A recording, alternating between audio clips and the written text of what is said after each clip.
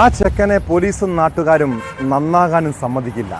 തൊപ്പി ഊരി വെച്ചിട്ടും എല്ലാവരും ഇപ്പോഴും കാണുന്നത് സംശയത്തോടെയാണ്. അങ്ങനെയാണ് ലഹരി കേസുമായി ബന്ധപ്പെട്ട് തൊപ്പി എന്ന നിഖാദിനെ കുറിച്ച് പോലീസ് അന്വേഷണം നടത്തിയത്. കൊച്ചിയിലെ അയാളുടെ അപ്പാർട്ട്മെൻറ്റിൽ നിന്ന് പിടിച്ചെടുത്ത രാസലഹരി കേസിൽ പ്രതി ചേർക്കാനും നീക്കമുണ്ടായി. ഇപ്പോൾ കോടതിയിൽ സമർപ്പിച്ച റിപ്പോർട്ടിൽ തൊപ്പി നല്ല പുള്ളയെന്നാണ് പോലീസ് പറയുന്നത്.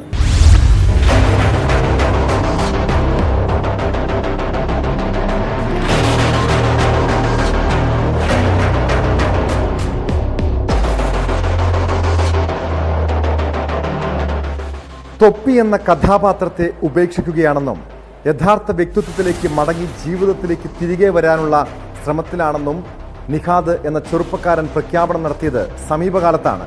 താൻ വിഷാദരോഗത്തിന് അടിമപ്പെട്ടിരിക്കുകയാണെന്നും വീട്ടുകാർ തന്നെ സ്വീകരിക്കുന്നില്ലെന്നും നിഷാദ് തുറന്നു പറഞ്ഞിരുന്നു.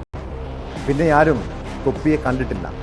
കഴിഞ്ഞ മാസം 16-ന് കൊച്ചിയിലെ അപ്പാർട്ട്മെന്റിൽ നിന്ന് ലഹരി കണ്ടെത്തിയെന്ന കേസുമായി ബന്ധപ്പെട്ടാണ് നിഖാദിന്റെ പേര് വീണ്ടും ഉയർന്നു കേട്ടത്. തൊപ്പിയുടെ തമ്മനത്തെ അപ്പാർട്ട്മെന്റിൽ നിന്ന് ഡാൻസ് ഓഫ് സംഘം രഹസ്യവിവരത്തിന്റെ അടിസ്ഥാനത്തിൽ നടത്തിയ പരിശോധനയിൽ രാസലഹരി പിടികൂടിയിരുന്നു. പാലാരിവട്ടം പോലീസ് കേസെടുത്തതിന് പിന്നാലെ തൊപ്പിയും സുഹൃത്തുക്കളും ഒളിവിൽ പോയി.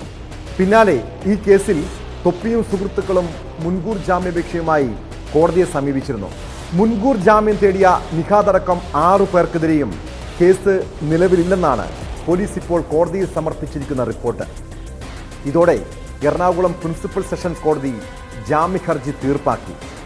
നിഖാദും സുഹൃത്തുക്കളായ 3 യുവതികളുമടക്കം മുൻകൂർ ജാമ്യത്തിന് സമർപ്പിച്ച ഹർജിയിൽ ഡിസംബർ 4-നകം റിപ്പോർട്ട് നൽകാൻ പാലാരിവട്ടം പോലീസിന് കോടതി നിർദ്ദേശം നൽകിയിരുന്നു. തുടർന്നാണ് നിഖാദിനും മറ്റുള്ളവർക്കുമെതിരെ കേസില്ലെന്ന് പോലീസ് അറിയിച്ചത്.